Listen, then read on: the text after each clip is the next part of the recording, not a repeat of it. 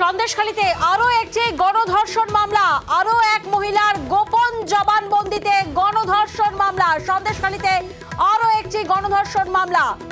বিস্তারিত জানবো, সৌরভ এই মুহূর্তে আমাদের সঙ্গে রয়েছেন। সৌরভ, কার বিরুদ্ধে এফআইআর, কার বিরুদ্ধে এই মামলা?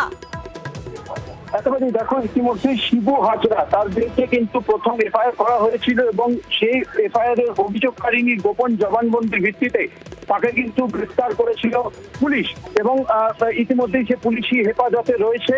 এবং পরবর্তী ক্ষেত্রে দেখা যায় আরো একটি গণধর্ষণের মামলা, সেটি কিন্তু রুজু হয় এবং যে মামলাকারী অর্থাৎ যে অভিযোগকারী এই মামলা করেছিলেন তার কিন্তু আজকে গোপন জবানবন্দি হয় মহকুমার আদালতে এবং সেই গোপন জবানবন্দির ভিত্তিতেই কার্যত দ্বিতীয় যে এফআইআর, সেই দ্বিতীয় যে মামলা সেটি কিন্তু রুজু করা হয়।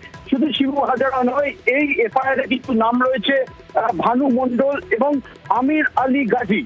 তোমাকে জানিয়ে রাখবো, এই ভানু মণ্ডল সে কিন্তু এই শিবু হাজরার একটি পোল্ট্রি ফার্ম ছিল, সেই পোল্ট্রি ফার্মে সে কর্মরত ছিল এবং এই আমির আলী সেও কিন্তু এই শিবু হাজরার অন্যতম সাগরেদ ছিল বলে জানা গেছে। আরো পরিপ্রেক্ষিতে দেখা যদি আমরা যাই, এই ভানু মণ্ডল কিন্তু নিরাপদ সর্দারের বিরুদ্ধেও কিন্তু মামলা করেছিল, অভিযোগ করেছিল এবং তার ভিত্তিতে কিন্তু নিরাপদ সর্দার তাকেও কিন্তু গ্রেফতার করেছিল পুলিশ। এবং সব মিলিয়ে যেটা পুলিশ এবং আদালত সূত্রে খবর, আজকে এক অভিযোগকারিনীর গোপন জবানবন্দির ভিত্তিতে আরো একটি গণধর্ষণের মামলা রুজু হলো এবং সেই মামলায় নাম রয়েছে শিবপ্রসাদ হাজরা, অর্থাৎ শিবু হাজরা, ভানু মণ্ডল এবং আমির আলী গাজী। বেশ।